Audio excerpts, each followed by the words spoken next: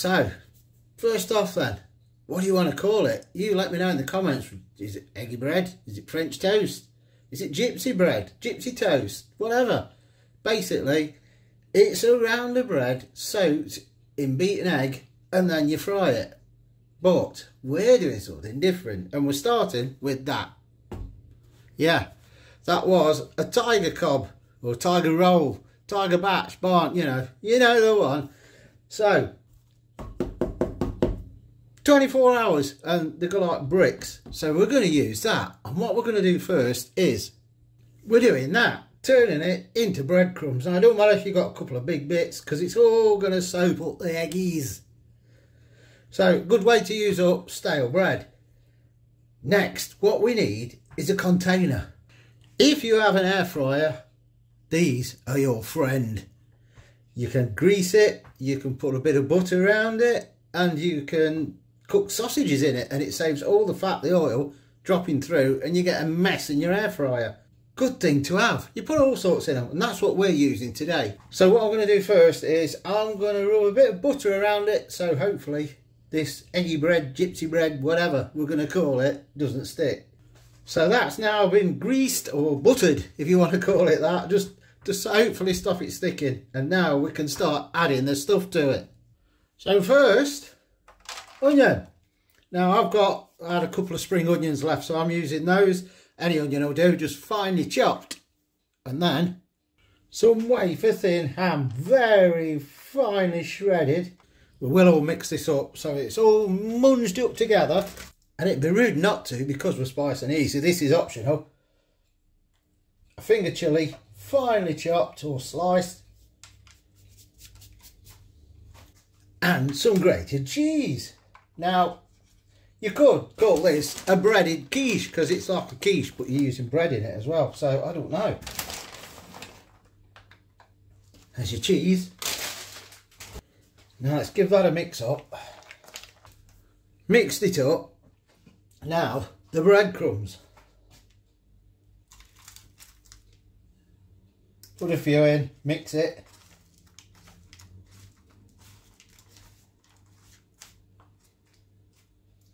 Then a few more.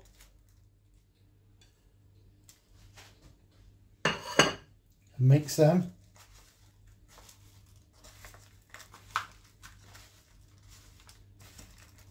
Because we want it quite packed so the egg goes into it and it's a bit like eggy bread then and less like a quiche. I don't know if this is going to work or not, but and I have honestly never done this before, so let's see what it turns out like. I just had the idea and thought, oh, let's do it, let's put the rest in. Nearly all of it anyway. Look at that, a pie. So carefully try and mix it without it all coming out. Right, next I'm thinking 2 to 3 eggs should do that, depending on the size of the eggs of course. So I'm going to beat the eggs, beat them up, add a bit of salt and pepper to them, and then pour it over that. So 2 eggs first. I think we'll need a bit more, but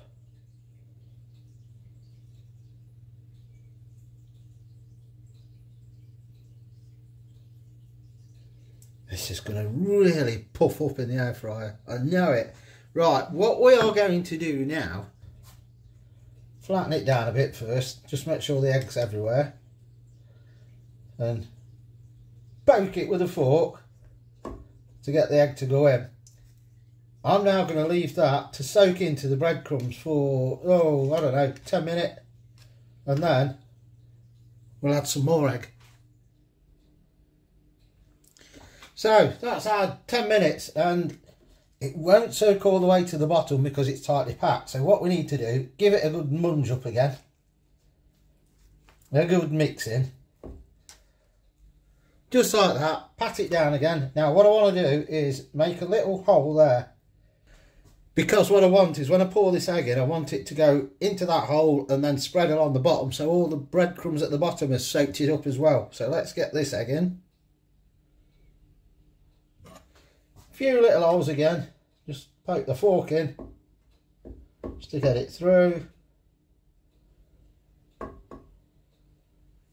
it's going to take longer to get this done than it is to cook it. So I'm now going to leave that for another 5 minutes. So 5 minutes gone. I've just given it another good stir to make sure that all of the breadcrumbs have got the egg on it. And what we're going to do now is I'm going to put that in the air fryer at 180 for 20 minutes and we'll see what it's like. It may need a bit longer, I'm not sure, but as I say, this is like on the go cooking. I've never done it before, so we're learning as we go.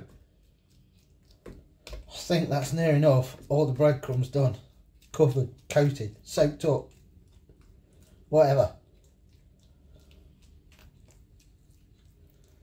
Look at that. It's an eggy bread pudding. Right, in the air fryer, 180 for 20 minutes. We'll see you in a moment.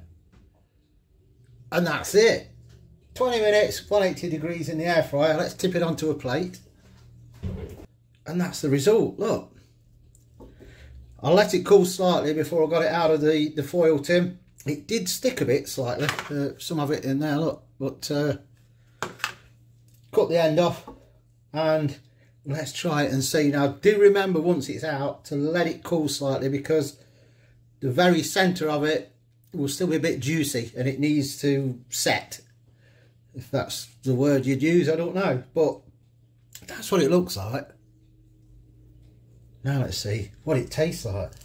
Eggy bread or eggy loaf, whatever, I don't know. Now mind the fork, I'm going in. That's well nice. That's so nice. A way to use up stale bread and make your, what is it? Would you call it eggy bread, or is it an eggy bread loaf? Eggy bread loaf, I suppose, I don't know. But so nice. Well, that honestly is the first time I've done that and I'm impressed. I'm sort of in between eggy bread and a quiche. You could use wholemeal bread, which would make it more healthy and I would imagine better for you if you're on Slimming World. Do stick the fork in and see if it's really runny inside. It may need a bit longer. But other than that, success. Let me know what you think. Drop your comments in. You're going to have a go at this. It's so easy.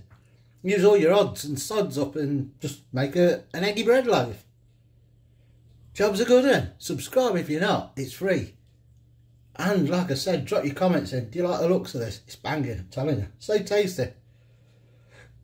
And don't forget, smack that thumbs up for us. And we'll catch you on another one.